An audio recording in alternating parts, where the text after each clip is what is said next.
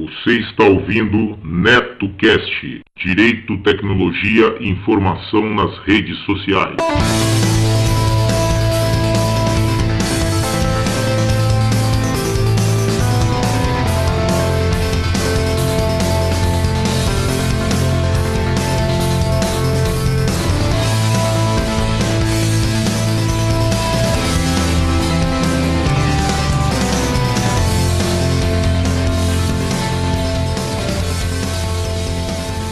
Salve, salve galera, bem-vindos a mais um episódio do NetoCast.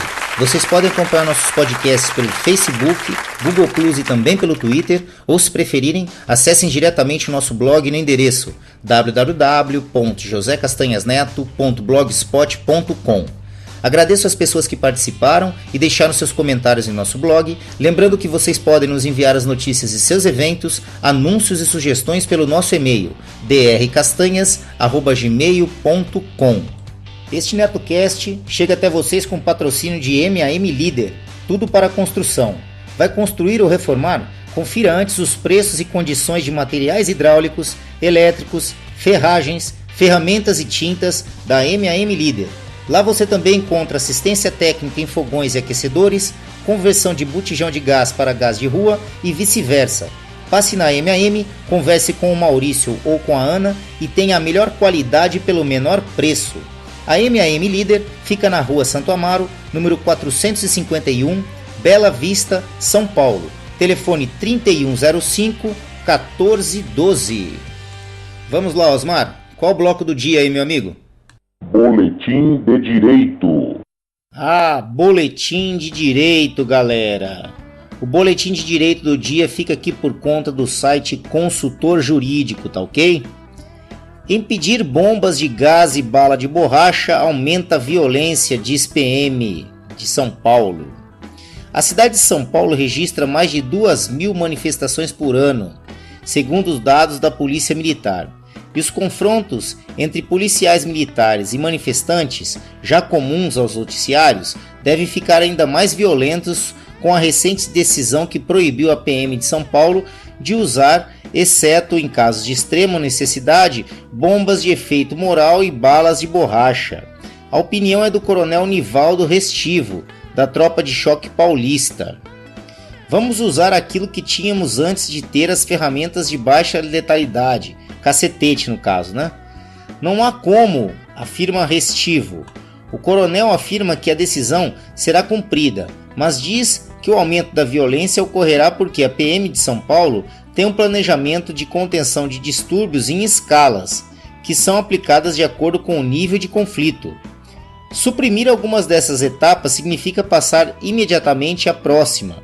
Por exemplo, não posso usar munição química que mantém os manifestantes à distância e ele vai se aproximar. Com ele se aproximando, o próximo passo é o uso do cacetete, que pode causar mais danos, diz, né? Para o diretor do Núcleo de Direitos Humanos da Defensoria Pública de São Paulo, Carlos Weiss, né? O que falta é diálogo. Meu amigo, pelo amor de Deus, diálogo no meio de um conflito? Bom, vamos lá. Ele conta que na época das manifestações de 2013, nas quais diversos confrontos foram registrados, o órgão tentou conversar com a Polícia Militar Paulista, mas não recebeu resposta. Diz ainda que o único contato direto entre as duas instituições não passou de uma reunião protocolar. Em 2013, a Defensoria pediu à PM de São Paulo que detalhasse seus métodos para acompanhamento de manifestações, mas a corporação se negou. Alegaram que violaria os procedimentos de garantia da ordem pública, diz, né? Complementando que a ação civil pública, que resultou na condenação da corporação, só foi proposta depois que todos os canais de diálogos foram infrutíferos. Ele afirma que a PM não enxergou na época que manifestações envolviam direitos fundamentais da sociedade e do funcionamento da democracia. A explicação para isso, detalha o defensor, é a necessidade temporal para que as instituições se adequem aos moldes constitucionais. Não é só porque se promulga uma Constituição que as instituições automaticamente mudam de padrão. O comportamento é sempre dado pela história. Despreparo negado, olha aqui, ó. A sentença do juiz Valentino Aparecido de Andrade, da 10ª Vara da Fazenda Pública, também impôs à PM de São Paulo multa de 8 milhões por danos morais coletivos, explicados, segundo o julgador, por despreparo da corporação. A decisão impunha a elaboração de um plano de atuação dos agentes em atos públicos em 30 dias. O juiz também creditou o despreparo da PM de São Paulo em partes ao tamanho das manifestações, as maiores desde as diretas já, que ocorreram em 1993 e 1994. Mas para o coronel da tropa de choque, o problema desta equação não é a PM de São Paulo.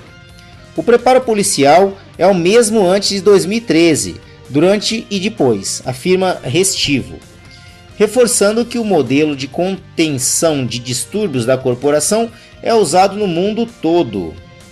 Em 2013, não foi a polícia. O Estado não tinha visto algo parecido de haver uma manifestação e no meio do protesto começar depredação de concessionárias, bancos, patrimônios públicos.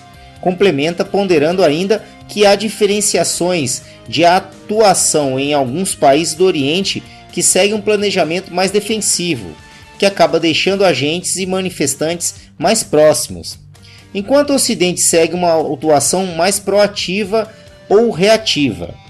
Preferimos manter a manifestação à distância, porque o contato físico entre polícia e manifestante vai provocar lesão muito mais séria, pois o que temos de ferramentas para conter um combate próximo é o cacetete, que vai provocar lesão.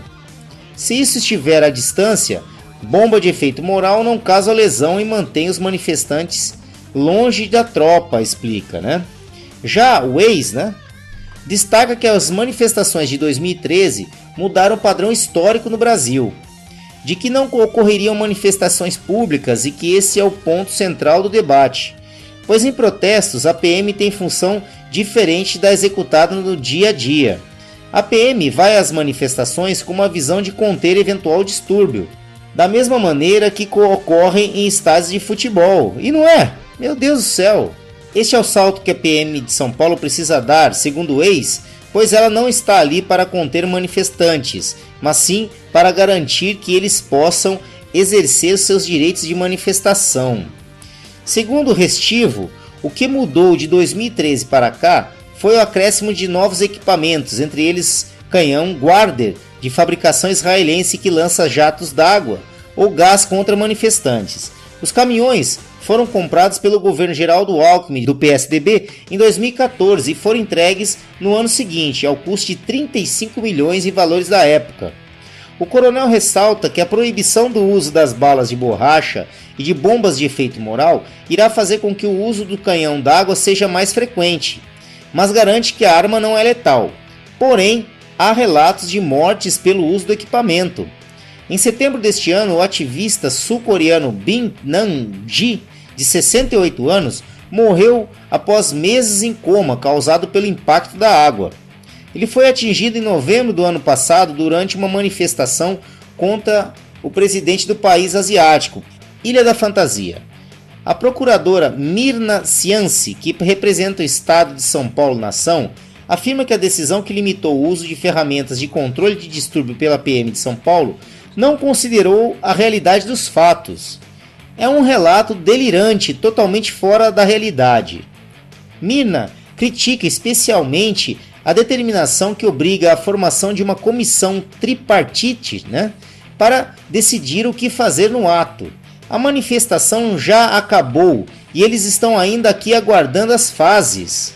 Afirma criticando também a determinação de que a PM de São Paulo deverá ficar fora da visão dos manifestantes até que haja uma decisão administrativa. É o que eu disse, como é que eles vão poder fazer um relatório para mandar enquanto a manifestação está ocorrendo, as depredações estão ocorrendo? É isso que eu vivo falando, esse negócio de não usar armas não letais não vai dar certo. A opinião é a mesma de Nivaldo. Não teremos tempo hábil para cumprir algumas etapas. As manifestações são dinâmicas. Mirna também critica o pedido da Defensoria Pública de São Paulo para que os detalhes do ato não sejam comunicados previamente.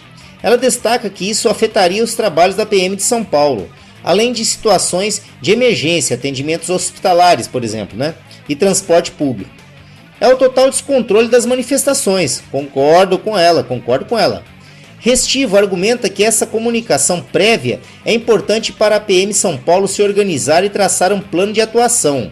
O tema motivou recursos pela Defensoria Paulista. Segundo o ex, será pedido um detalhamento para que a PM avise os manifestantes antes de tomar alguma atitude durante o protesto.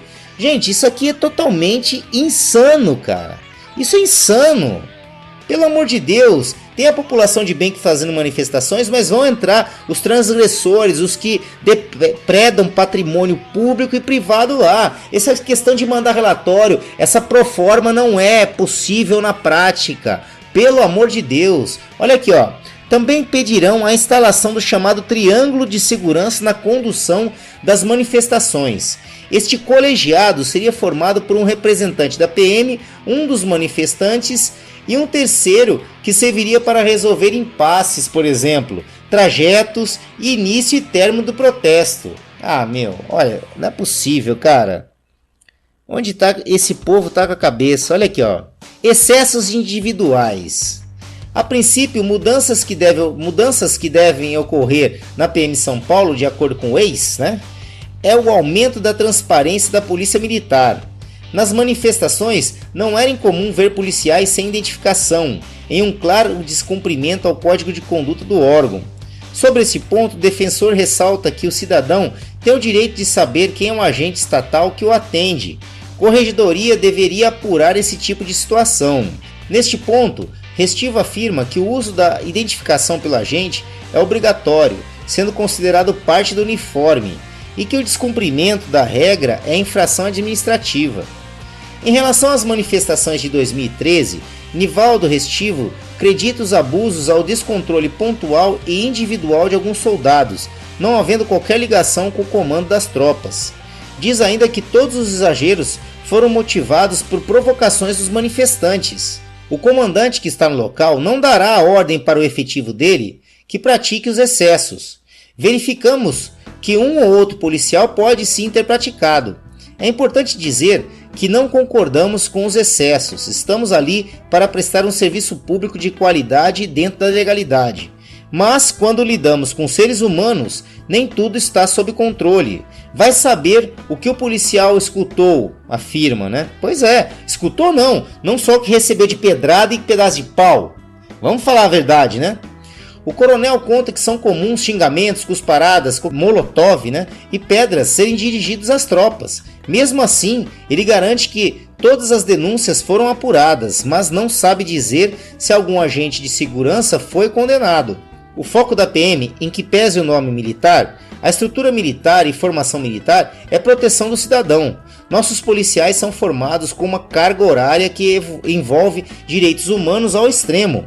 A polícia nada mais é do que a fração que a sociedade escolheu da própria sociedade para protegê-la, afirma Restivo, né? Bom, galera, é o que eu disse. Essa história da limitação das armas não letais, como bomba de gás lacrimogêneo e bala de borracha, não dará certo. Isso é uma utopia. Esse negócio de fazer relatório anterior à manifestação, até durante a manifestação, enquanto estão depredando tudo, vai fazer um relatório, comissão tripartite. O que é isso? A manifestação está acontecendo ali com pessoas de bem, pessoas mal intencionadas que estão quebrando. É esse povo que a polícia tem que combater. Até fazer essa comissão tripartite, mandar relatório, eles já destruíram tudo. Enquanto isso, o policial que está ali recebendo pedaço de pau, pedra, coquetéis molotov, vão ficar parados aguardando? Ou vão chegar a esperar a manifestação chegar no peito dele para poder usar o cacetete? Eu já falei, esse canhão de água, de jato d'água aí, às vezes é pior, porque a força daquilo é imensa, entendeu? Eu acho que isso aí é uma extrema ignorância, não vai dar certo, é uma utopia, certo? A partir do momento que você está agindo contra transgressores, você tem que agir como transgressores eles são. Pelo amor de Deus, gente. Bom, é isso aí. Deixe seus recados lá no www.josecastanhasneto.blogspot.com. É isso aí. Gostaram do episódio de hoje? Então acessem www.josecastanhasneto.blogspot.com.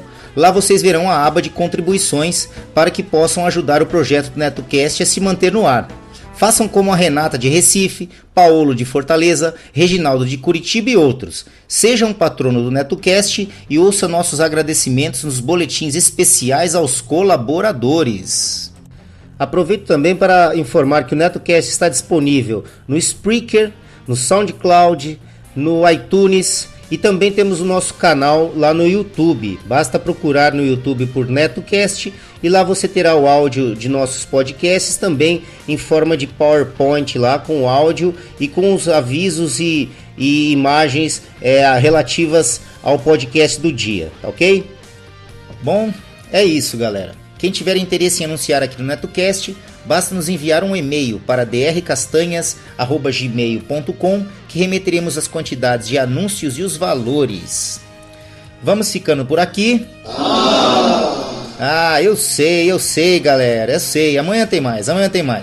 Não esqueçam de seguir o nosso blog www.josecastanhasneto.blogspot.com e curtir a nossa página no Facebook www.facebook.com/netocast podcast, tudo minúsculo e emendado. Ou se preferirem, acessem diretamente a barra de pesquisa lá do Facebook, procurem lá NetoCast, tudo em maiúsculo. Assim que vocês visualizarem nosso alto-falantezinho branco e vermelho, acessem a página, dêem um curtir e ajudem o nosso programa. O NetoCast também está disponível nos aplicativos gratuitos para Android e iOS. Os aplicativos são Pulse News e o Flipboard. Baixem os aplicativos, adicionem a URL do nosso blog nos aplicativos e acompanhem diretamente de seus tablets e smartphones. Para aqueles que curtem fazer um download dos podcasts, o NetoCast agora também tem feed. Lá na barra lateral direita do blog, eu disponibilizei as URLs dos feeds para que vocês assinem diretamente com seus aplicativos e agregadores. O iTunes, para o caso de iPhone e iPad, e no caso de Android, eu recomendo o aplicativozinho CarCast, aquele do carrinho preto e laranja, que é bem simples e cumpre com o que promete. É isso, galera. Vamos ficando por aqui, deixando um abraço especial a todos que acompanham o nosso podcast, deixando também um beijo especial para Paty Lopes e Amandinha Lopes, que deixaram as camisetas do NetoCast ainda mais bonitas. É isso. Um abraço a todos e até o próximo episódio do NetoCast. Fui! Todas as faixas musicais utilizadas neste podcast, seja como fundo musical ou encerramento, possuem licença Creative Commons ou Royalty Free, sendo que as fontes e seus links estão relacionadas no post. Fiquem agora com a faixa de encerramento Demise, de Ethan Maxwell.